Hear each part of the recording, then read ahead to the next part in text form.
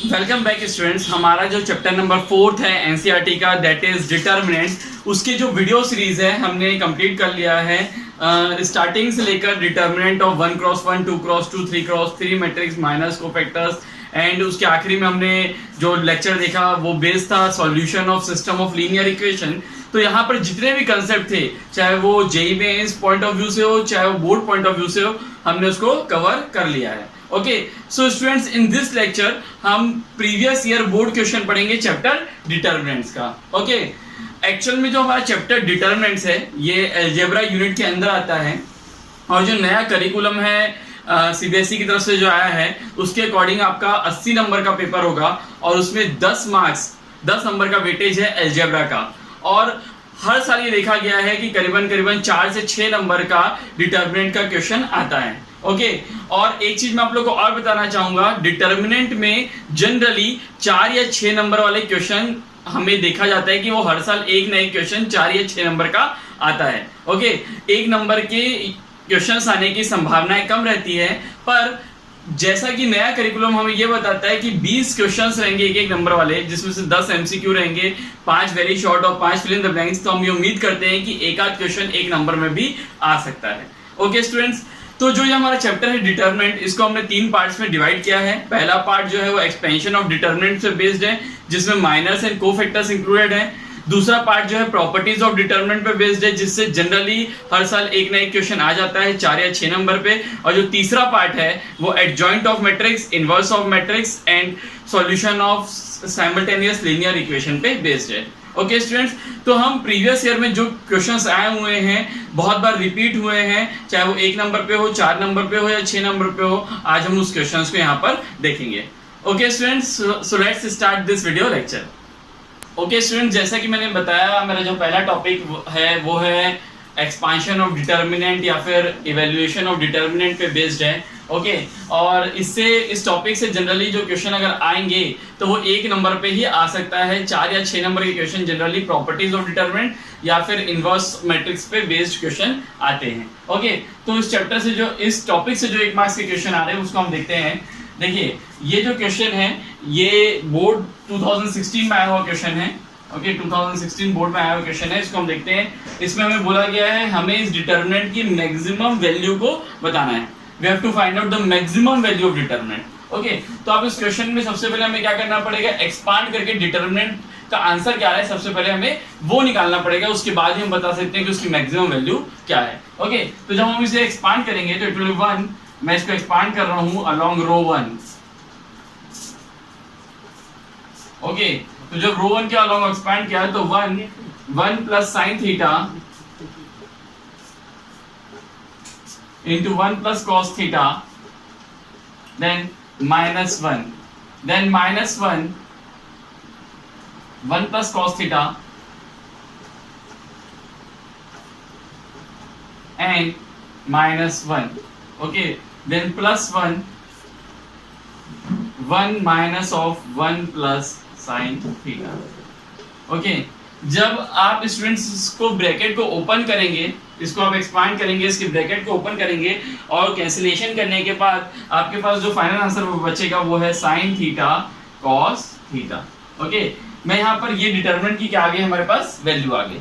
इस डिटर्मिनेंट की वैल्यू को मैं क्या कर रहा हूँ 2 से डिवाइड और इनटू कर रहा हूँ। ओके, तो हो जाएगा 1/2 साइन थीटा कॉस थीटा, क्योंकि मुझे क्या निकालना है, मैक्सिमम वैल्यू निकालना है इस डिटर्मिनेंट की। मेरे पास डिटरमिनेंट की वैल्यू कितनी है, साइन थीटा कॉस थीटा। अब मुझे फाइंड आउट करना है कि इसकी मैक्सिमम वैल्यू क्या हो सकती है। ओके, तो यहाँ पर हो जाएगा 1/2 साइन 2 थीटा। ओके, हम जानते हैं कि साइन 2 थीटा, जब भी हम साइन फंक्शन की बात करेंगे वो कहां से कहां तक रेंज करता है, -1 से 1 तक। Okay, sine function range from -1 to 1। Okay, तो यहाँ पर जब मैं 1/2 साइन थीटा की बात करूंगा तो हो जाएगा -1/2 साइन 2 थीटा बाई 2 1/2। ओके, तो हमारा जो 1/2 साइन 2 थीटा है वो कहां से कहां तक रेंज कर रहा है, -1/2 से 1/2 तक। तो हम देख सकते हैं मैक्सिमम वैल्यू कितनी मिल रही है, maximum value of 1/2 sine 2 theta is equals to -1/2। तो ये आ गई हमारी मैक्सिमम वैल्यू इज डिटर्मिनेंट की। ओके, इस डिटरमिनेंट की वैल्यू मैक्सिमम वैल्यू कितनी हो सकती है 1/2। ओके, सो इस तरीके के क्वेश्चन 1 मार्क्स में आ जाते हैं। हम कुछ क्वेश्चन और देखेंगे 1 मार्क्स में, so pause the video to note it down. Okay students, जो हमारा नेक्स्ट क्वेश्चन है क्वेश्चन नंबर 2, ये बोर्ड 2012-2013 में आया हुआ है। इस टाइप के क्वेश्चन 1 नंबर में आपको देखने मिल सकते हैं। यहाँ पर हमें डिटरमिनेंट दिया गया है, हमें बोला गया है find cofactor of A32। A32 कौन सा एलिमेंट हो जाएगा? A32 हमारा third row and second column वाला, third row, first second third row and second column, this is the second column. So ये हमारा A32 है, हमें इसका कोफैक्टर निकालना है। तो cofactor of A32 is equals to -1 to the power 3 plus 2, और यहाँ पर इसके करस्पॉन्डिंग कॉलम और रो को छोड़ के जो एलिमेंट है 5, 8, 2, 1, इनका determinant it will be -1 and 5 minus 16 which is -11, so minus of -11 is equals to 11। तो कोफैक्टर ऑफ A32 जिसको हम C32 भी लिख सकते हैं, उसकी वैल्यू कितनी आ गई 11। Okay, so this is the answer of cofactor of A32। यहाँ पर कोफैक्टर ऑफ A32 कितना आ गया 11।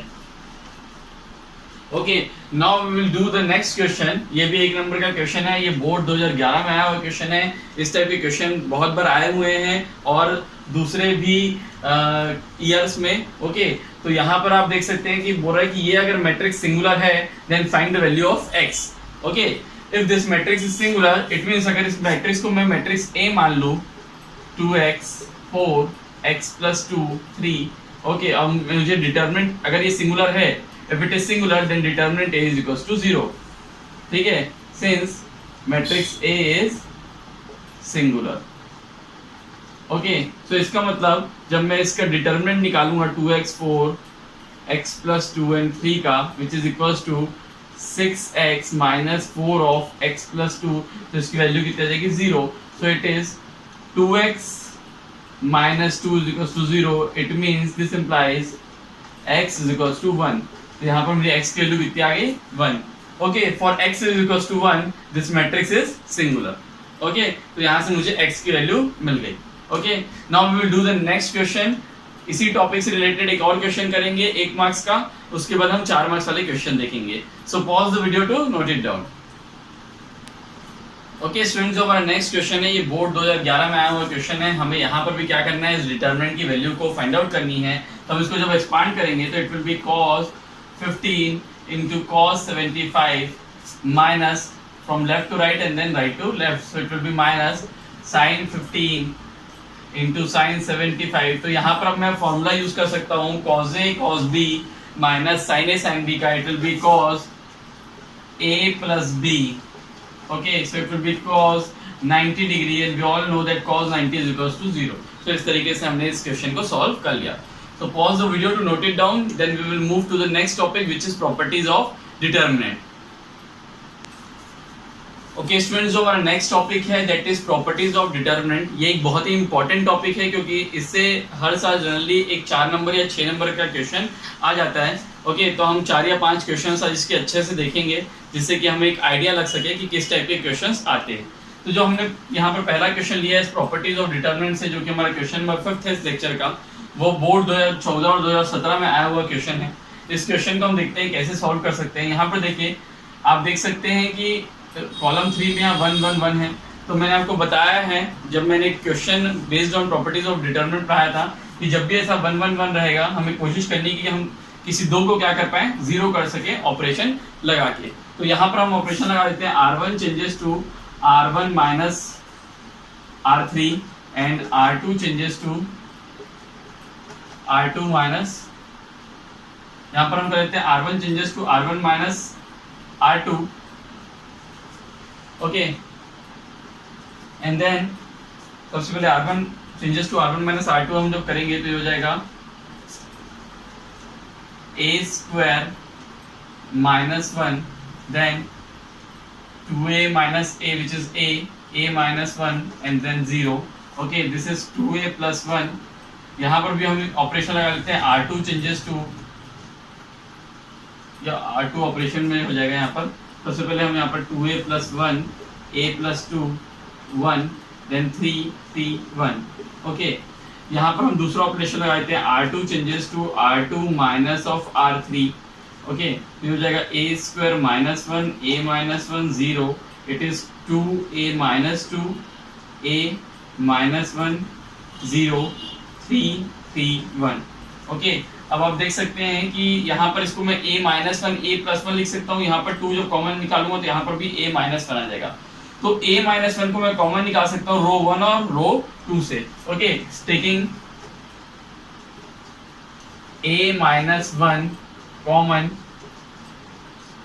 From R1 and R2, so it will be a minus 1 square, and यहाँ पर जो वैल्यू बचेगी a plus 1, then 1 0, and then 2 1 0 2 1 0, and then 3 3 1। Okay, now यहाँ पर आप देख सकते हो जो कॉलम 3 वहाँ 0 0 1 है, तो मैं इसको एक्सपांड कर देता हूँ, एक्सपांडिंग along कॉलम 3। ओके, तो जब मैं इसको एक्सपांड करूंगा along कॉलम 3, तो it will be a minus 1 square then into 1। अब जो बचा हुआ इसके करस्पॉन्डिंग कॉलम और रो को जब हम डिलीट करेंगे तो it will be a plus 1 1 2 1।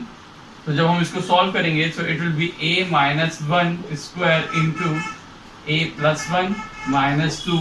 तो यहाँ पर भी क्या आ जाएगा, a माइनस 1 आ जाएगा, it means a minus 1 whole cube. Okay students, तो यहाँ पर हमारे पास जो आंसर आया इस डिटरमिनेंट को जब हमने यूजिंग प्रॉपर्टी इवेल्युएट किया, एक्सपांड किया, तो हमारे पास जो आंसर आया वो कितना है, a माइनस 1 का होल क्यूब। ओके, तो ये जो क्वेश्चन आया है ये हमारे 4 नंबर में आया है। तो आप देखेंगे जब हम प्रॉपर्टीज ऑफ डिटरमिनेंट पे बेस्ड क्वेश्चन करेंगे तो जो 4 नंबर के क्वेश्चन रहते हैं वो बहुत ईजी क्वेश्चन रहते हैं।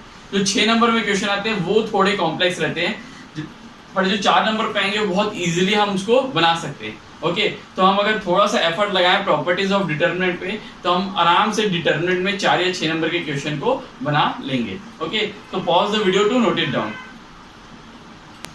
ओके स्टूडेंट्स, जो हमारा नेक्स्ट क्वेश्चन है ये बोर्ड 2016 में 6 नंबर पे आया हुआ है और ये आप देखेंगे एक थोड़ा कॉम्प्लिकेटेड क्वेश्चन कहूंगा मैं। ओके, तो इसको हम देखते हैं कैसे सॉल्व करना है। सबसे पहले मैं क्या करता हूँ, यहाँ पर R1 में Z से इंटू कर देता हूँ, R1 into Z times R1, and R2 में X से इंटू कर देता हूँ, X time R2, and R3 में Y से इंटू कर देता हूँ, R3 changes to Y times R3। Okay, अब आप देखेंगे कि इस डिटरमिनेंट की वैल्यू में चेंज ना हो, इसके कारण मैं इसको x y z से क्या कर रहा हूँ, डिवाइड भी कर रहा हूँ। तो it will be 1 by x y z, R1 को मैंने z से इंटू किया है तो हो जाएगा x plus y square into z square x z square y। यहाँ पर R2 को मैंने x से इंटू किया है तो हो जाएगा zx square z plus y square x square y, और जो R3 है उसको मैंने y से इंटू किया है तो हो जाएगा zy square xy square and z प्लस x स्क्वायर y। ओके, अब आप देखेंगे कि मैं यहाँ पर क्या करूँगा, कॉमन निकालूंगा z को C1 से, x को C2 से और y को C3 से। Okay, so taking z x and y common from C1, C2 and C3 respectively. Okay, जब मैं यहाँ से कॉमन निकालूंगा तो मेरे पास x y z बाहर कॉमन आ जाएगा, ये वैल्यू कितनी हो जाएगी 1। तो मेरे पास डिटरमिनेंट में अंदर क्या वैल्यू बचेगा, x plus y square.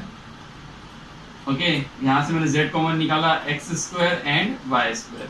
C2 में मेरे पास मैंने x कॉमन निकाला तो z square z plus y square and y square. C3 से मैंने y कॉमन निकाला तो z square x square and z प्लस x whole square. Okay, now you can see that यहाँ पर मेरे पास जो अब ये डिटरमिनेंट के अंदर जो वैल्यू बची है, यहाँ पर मैं ऑपरेशन लगा दूंगा। अगर C1 चेंजेस टू, मैं यहाँ पर क्या कर रहा हूँ, C1 को C3 से माइनस कर रहा हूँ और C2 को भी C3 से माइनस कर रहा हूँ। इट मीन्स मैं यहाँ पर ऑपरेशन लगा रहा हूँ C1 changes to C1 minus C3 and C2 changes to C2 minus C3। तो यहाँ पर जो मेरे पास डिटरमिनेंट की वैल्यू अब आएगी वो है, यहाँ पर हो जाएगा C1 माइनस C3, इट means x plus y square minus z square x square minus x square 0 and then y square minus z plus x whole square. Similarly C2 minus C3 means ये हो गया 0, then z plus y square minus x square and then y square minus z plus x whole square. Okay, इस तरीके से C3 में कोई change नहीं आएगा।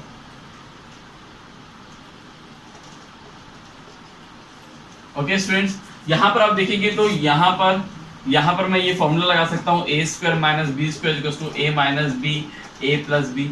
ओके, जब मैं ये फॉर्मूला लगाऊंगा, ठीक है, जब मैं फॉर्मूला अप्लाई करूंगा ये चारों जगह में, तो यहाँ पर मेरे पास C1 से x plus y plus z common आ जाएगा। सिमिलरली C2 से भी मेरे पास x plus y plus z common निकल जाएगा, तो मेरे पास x plus y plus z का होल स्क्वायर कॉमन आ जाएगा। और जो डिटरमिनेंट के अंदर वैल्यू बचेगी वो ये रहेंगी x plus y minus z, okay, 0 and y minus z minus x. Okay, यहाँ पर भी 0, यहाँ पर z plus y minus x और यहाँ पर आ जाएगा y minus z minus x. ये value z square x square और ये z प्लस एक्स का होल स्क्वायर। ओके, नाउ अगर ऑपरेशन लगा दूं यहाँ पर R3 changes to R3 minus R2 minus R1। Okay, मतलब मैं R2 और R1 को प्लस करके R3 से माइनस कर रहा हूँ। ओके, जब मैं ऐसा करूंगा तो यहाँ पर ये हो जाएगा x plus y plus z का होल स्क्वायर, ये तो बाहर है। यहाँ पर x प्लस वाई, रो 1 में कोई चेंज नहीं, रो 2 में भी कोई चेंज नहीं आएगा। जब मैं रो 3 की बात करूंगा तो देखूंगा जब मैं इन दोनों को प्लस करके रो 3 से माइनस कर रहा हूँ तो इट मीन्स y से y कैंसिल हो जाएगा, z से z कैंसिल हो जाएगा, माइनस 2x मेरे पास यहाँ बचेगा। सिमिलरली यहाँ पर मेरे पास बचेगा माइनस 2z, यहाँ पर हो जाएगा z प्लस एक्स का होल स्क्वायर। सॉरी, यहाँ पर भी मेरे पास हो जाएगा, इसमें ओपन कर दूंगा तो मेरे पास बचेगा z square x square cancel हो जाएगा, सिर्फ बचेगा 2xz मेरे पास बचेगा। ओके स्टूडेंट्स, नाउ यहाँ पर देखिए, अगर मैं यहाँ पर x से डिवाइड करूँ और इससे प्लस कर दूं तो ये वैल्यू 0 हो जाएगी। सिमिलरली यहाँ z से डिवाइड करूँ इससे प्लस करूँ तो ये वैल्यू 0 हो जाएगी। तो यहाँ पर हम जो नेक्स्ट ऑपरेशन लगाएंगे वो ये रहेगा कि C1 column 1 changes to C1 plus C3 by z, मतलब हम C3 को कॉलम 3 को 1 बाय z से इंटू कर रहे हैं और इससे प्लस कर रहे हैं, and C2 changes to C2 plus C3 by x। Okay, तो हम ये दो ऑपरेशन लगा के यहाँ पर क्या करेंगे, इन दोनों को जीरो करने की कोशिश करेंगे। ओके,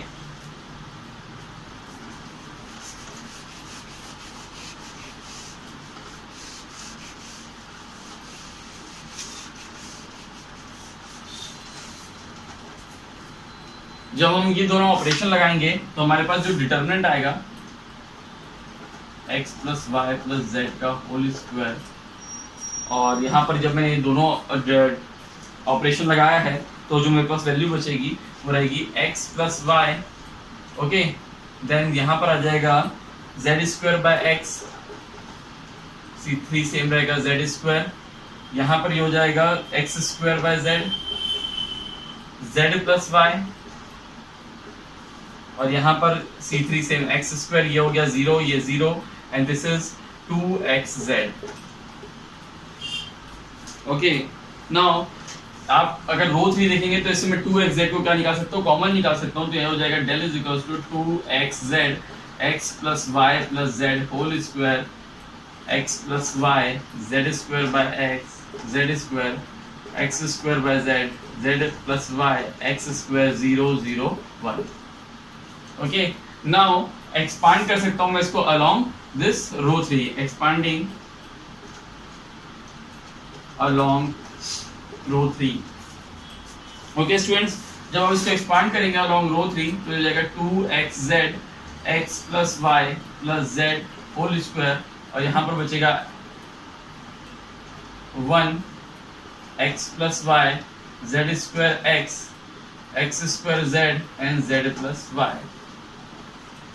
ओके, तो जब आप इसको एक्सपांड करेंगे तो यहाँ पर आपके पास जो निकल के आएगा वो वैल्यू रहेगी 2xz x plus y plus z whole square, और आपके पास आएगा y x plus y plus z. आप इसको एक्सपांड करके देख सकते हैं। तो यहाँ पर जो मेरे पास फाइनल आंसर रहेगा del is equal to 2xyz x plus y plus z का होल क्यूब। ओके, सो ये जो है मेरा इस डिटरमिनेंट का क्या है आंसर है।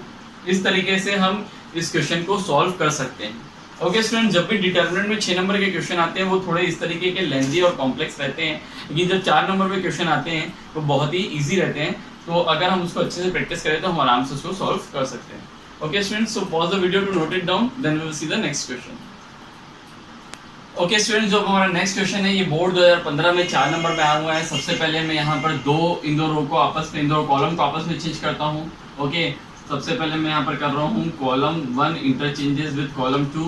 ओके, तो यहाँ पर हो जाएगा 2 2 2 a cube b cube c cube a b c। तो यहाँ पर -1 आ जाएगा।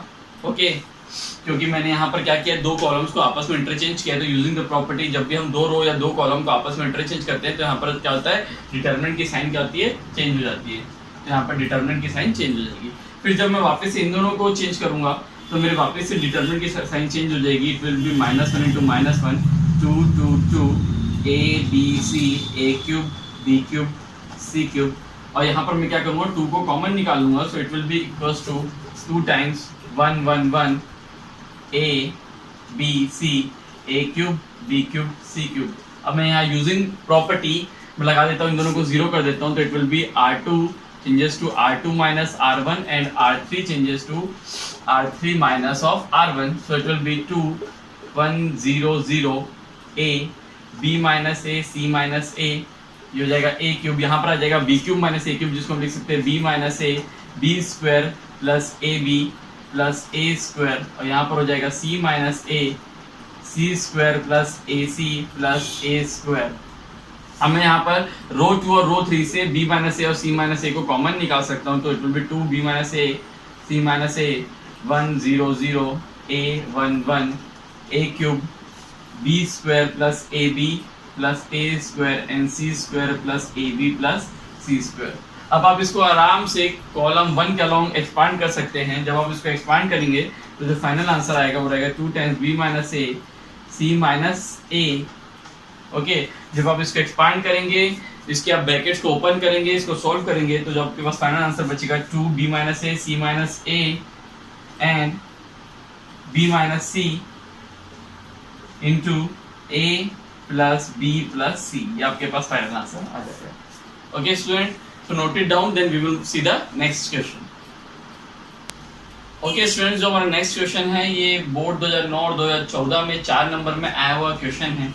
ओके, तो यहाँ पर हमें बोला गया है कि यूजिंग प्रॉपर्टीज हमें प्रूव करना है कि इस डिटरमिनेंट की वैल्यू कितनी है, x क्यूब। तो यहाँ पर हम देख सकते हैं कि जो हमारा कॉलम 1 है वो एज सम ऑफ 2 टर्म्स है। तो हम इस डिटरमिनेंट को एज सम ऑफ 2 डिटरमिनेंट्स हम लिख सकते हैं इस तरीके से x x x 5x 4x 2x 10x 8x 3x, और एक जो बनेगा plus y 4y 8y x 4x 8x x 2x and 3x। तो आप जो सेकेंड हमारा डिटरमिनेंट है, यहाँ पर आप देखेंगे कि जब मैं कॉलम 1 से y और कॉलम 2 से x कॉमन निकालूंगा तो यहाँ बचेगा 1 4 8, यहाँ भी बचेगा 1 4 8। सो कॉलम 1 और कॉलम 2 कैसा हो जाएगा, आइडेंटिकल। इट मींस हमारे इसकी वैल्यू कितनी जाएगी, 0। ओके, नाउ यहाँ पर आप जब इस डिटरमिनेंट को देखेंगे तो हम रो 1 रो 2 रो 3 से x कॉमन निकाल सकते हैं। तो जाएगा x क्यूब 1 1 1 5 4 2 10 8 3।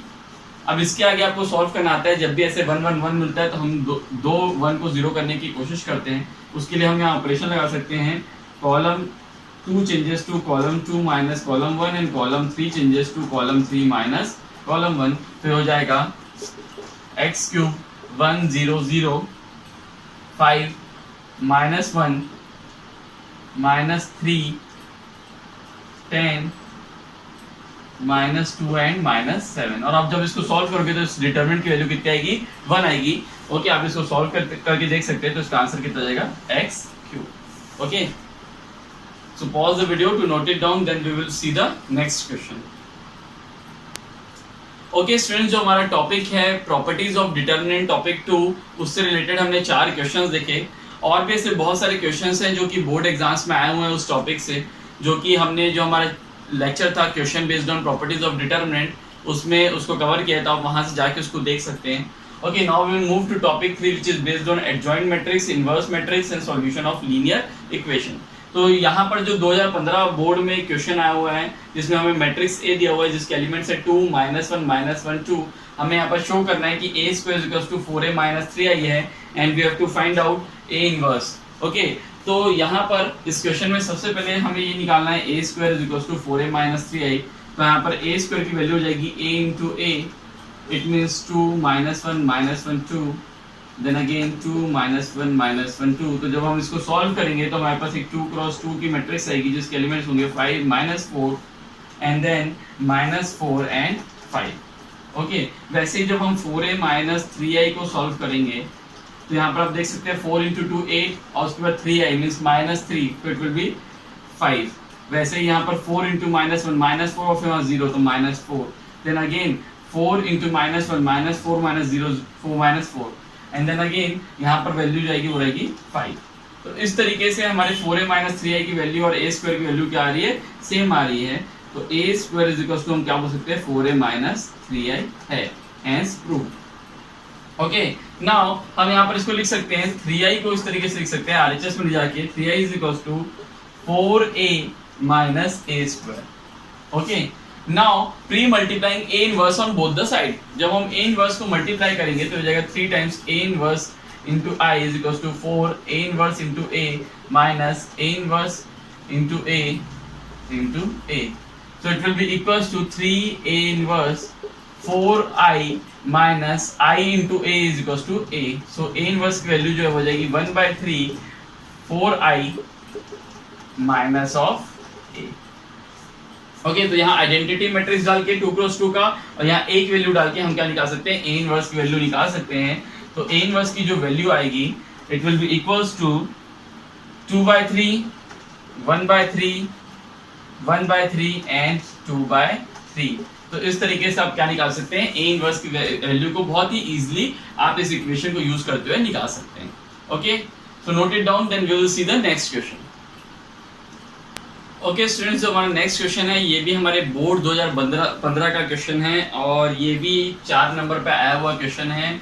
तो यहाँ पर हमें क्या करना है, हमें मैट्रिक्स ए दिया है, हमें मैट्रिक्स बी दिया है, we have to verify the a b inverse of a b is equal to b inverse a inverse. ये एक प्रॉपर्टी भी है और इसका हमें यहाँ पर वेरिफिकेशन भी करना है और इस टाइप के क्वेश्चन हमने अपने जो वीडियो सीरीज थी उसमें भी किया हुआ है। तो यहाँ पर हम देखेंगे कि सबसे पहले हम क्या निकाल लेते हैं, a इंटू बी कर लेते हैं, matrix a into matrix B.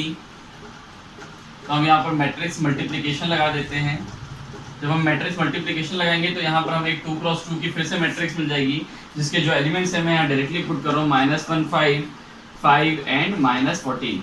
यहाँ पर आप लोगों को मैट्रिक्स मल्टीप्लिकेशन करना हमने ऑलरेडी सिखा दिया है, ठीक। तो यहाँ पर आ गया ए बी। अब देखिए जब मुझे ए बी इनवर्स निकालना है और बी इनवर्स ए इनवर्स निकालना है तो इनवर्स निकालने के लिए सबसे पहले क्या होना चाहिए, डिटर्मिनेंट की वैल्यू जो है उसकी वो नॉट इक्वल्स टू 0 होनी चाहिए। अगर नॉन सिंगुलर मैट्रिक्स है तभी आप क्या निकाल सकते हैं, इनवर्स निकाल सकते हैं। तो सबसे पहले मैं डिटर्मिनेंट ए, डिटर्मिनेंट बी और डिटर्मिनेंट ए बी की वैल्यू निकाल लेता हूँ। It should be not equals to 0। तो जब डिटर्मिनेंट ए की वैल्यू निकालूंगा तो -8 - 3 विच इज इक्वल्स टू -11। तो आप देख सकते हैं -11 आ रहा है which is not equals to 0। Now the value of determinant b 3 -2, so 3 - 2 is equals to 1, again not equals to 0, and value of determinant AB -14 and -14 14 minus 25 -11 which is not equals to 0। so आप देख सकते हैं कि A, B and AB are non-singular, okay, non-singular, therefore we can find out inverse, therefore we can find inverse of it।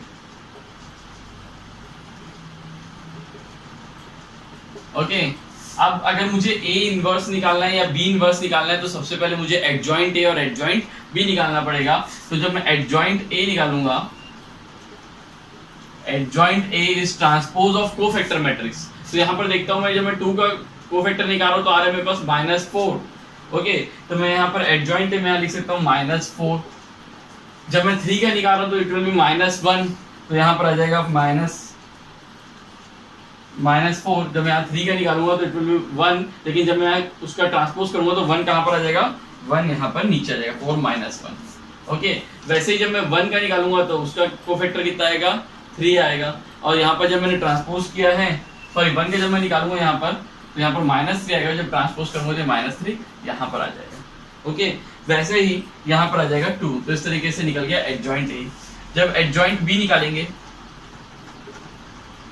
तो ये हो जाएगा 3, 1 का यहाँ पर आ गया 3, -2 का यहाँ पर आएगा -1 1, तो ये 1 आ जाएगा नीचे में। ओके, देन यहाँ पर आ जाएगा 2 और यहाँ पर आ जाएगा 1, तो यहाँ पर एडजॉइंट ए भी निकल गया। अब यहाँ पर मुझे ए इनवर्स बी इनवर्स निकालने के लिए क्या करना है, एडजॉइंट ए को डिटर्मिनेंट ए से डिवाइड करना है और एडजॉइंट बी को डिटर्मिनेंट बी से डिवाइड करना है। उससे पहले मैं एडजॉइंट ए बी भी निकाल लेता हूँ। एडजॉइंट ए बी की वैल्यू कैसे निकाल सकते हैं, यूजिंग, मैंने आपको एक नोट लिखाया था, adjoint a b is equal to adjoint b into adjoint a. तो आप जब adjoint b into adjoint a करेंगे तो आपको एडजॉइंट ए बी मिल जाएगा। तो एडजॉइंट ए बी की जो वैल्यू आ रही है, मैं डायरेक्टली यहाँ लिख दे रहा हूँ, आप यहाँ मैट्रिक्स मल्टीप्लिकेशन लगा दीजिएगा। एडजॉइंट ए बी की जो वैल्यू आ रही है वो आ रही है -14 -5 and 1, sorry 14 5 -14 -5 5 and 1, -5 and -1। Okay, ये आ रही है एडजॉइंट ए बी की वैल्यू। इस तरीके से आप यहाँ पर ए बी का इन्वर्स निकालने के लिए यहाँ माइनस कॉमन निकाल दीजिए, तो हो जाएगा -1 -11 14 5 5 1, तो हो जाएगा 1/11 ऑफ 14 5 5 1। ओके, तो ये आ गया आपका ए बी इनवर्स। वैसे ही आप जब आपके पास एडजॉइंट ए और एडजॉइंट बी है तो आप यहाँ पर ए इनवर्स निकाल सकते हैं। ए इनवर्स हो जाएगा -1/11 4 -3 -1 2, और बी इनवर्स की हो जाएगी 1/1, तो 1 ही रहेगा, 3 2 1 1। तो यहाँ आप बी इनवर्स ए इनवर्स निकालेंगे तो आ जाएगा -1/11, सॉरी 1/11, और यही वैल्यू आ जाएगी आपके पास 14 5 5 एंड 1। आप इसको करके देख सकते हैं। इन दोनों को जब आप इंटू करेंगे तो एक्चुअल में हो क्या रहा है, यहाँ पर ये दोनों ही तो इंटू हो रहा है, तो इन दोनों को इंटू करने पे यही वैल्यू आएगी 14 5 5 है 1। तो इस तरीके से आपने बी इनवर्स ए इनवर्स भी निकाल लिया। ओके, तो यहाँ से आप देख सकते हो कि जो ए बी इनवर्स है वो किसके बराबर है, a b inverse is equals to b inverse a inverse, hence verified. Okay, इस तरीके से आपने इसको वेरीफाई कर दिया। Okay, so pause the video to note it down, then we will see the next question.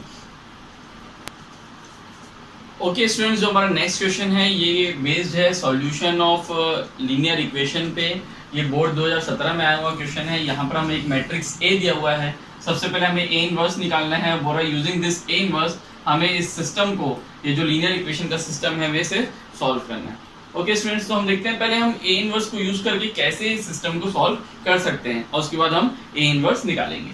ठीक है, तो यहाँ पर अगर मैं इस 1/x को यहाँ पर सॉल्यूशन लिख लेता हूँ, सॉल्यूशन लेट, ठीक है, मैंने 1/x को p मान लिया, 1/y को q मान लिया और 1/z को मैंने r मान लिया। तो मैं इस सिस्टम को लिख सकता हूँ 2p + 3q + 10r = 2।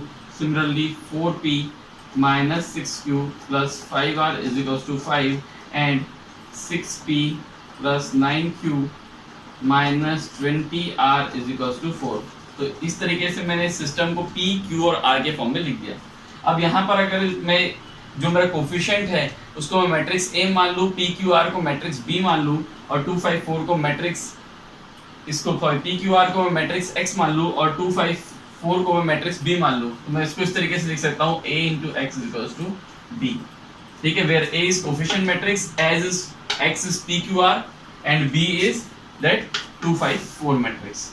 ओके, तो यहाँ पर मैं इसको यहाँ पर लिख भी देता हूँ। A को मैं कुछ इस तरीके से लिख सकता हूँ 2 3 10 4 -6 5 and this is 6 9 -20 and X is PQR and this is matrix B हो जाएगा 2 5 4, तो मैट्रिक्स B हो जाएगा 2 5 4। ओके, तो यहाँ इसको यूज करते हुए मैं लिख सकता हूँ x is equal to a inverse b। तो अगर मुझे a इनवर्स मिल गया तो मुझे p q और r की वैल्यू मिल जाएगी और p q r से मैं x y और z निकाल सकता हूँ। ओके, नाउ a इनवर्स निकालने के लिए हम क्या करेंगे? a इनवर्स निकालने के लिए हम adjoint a divide by determinant a करेंगे। सबसे पहले डिटर्मिनेंट a की वैल्यू नॉट इक्वल्स टू 0 आनी चाहिए, तभी हम a इनवर्स निकाल सकते हैं। तो हम डिटर्मिनेंट a की वैल्यू को देख लेते हैं। जो हमारी डिटर्मिनेंट a की वैल्यू आ रही है, वो डिटर्मिनेंट a की जो वैल्यू आ रही है वो हमें दिया गया है, हमें 1200 जो डिटर्मिनेंट a की वैल्यू आ रही है which is not equals to 0। तो हम यहाँ पर इजीली इसका क्या निकाल सकते हैं? एडजॉइंट a निकाल सकते हैं और वहां से a इनवर्स निकाल सकते हैं। तो हमारी जो a इनवर्स की वैल्यू आ रही है मैं उसको यहाँ डायरेक्टली लिख रहा हूँ। a inverse is equals to 1/1200 75 150 75 row 1 के एलिमेंट्स, रो 2 के elements 110 minus 100 and 30 and row 3 के elements 72 0 and minus 24 72 0 and minus 24। ये हमारा आ गया a इनवर्स। और इस a इनवर्स के साथ जब मैं b इंटू कर दूंगा तो मुझे मिल जाएगा x। इस a इनवर्स के साथ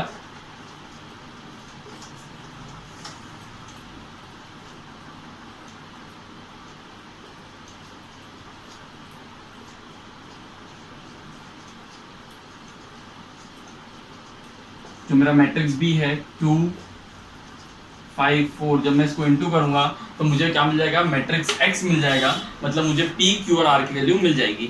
ओके, तो यहाँ पर मैं P Q और R की वैल्यू को डायरेक्टली निकाल के लिख देता हूँ। जो मेरा मैट्रिक्स X है वो है P Q R। इनको सॉल्व करने पे जो मेरा आंसर आ रहा है, जो मुझे P Q और R की वैल्यू मिल रही है, वो है 1/2 माइनस 1/3 एंड 1/5।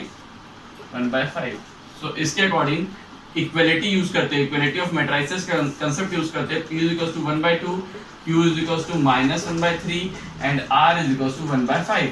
अब मैं जानता हूँ P की वैल्यू क्या है? 1/x है, तो x की वैल्यू क्या हो जाएगी? 2, y is equals to -3 and z is equals to 5।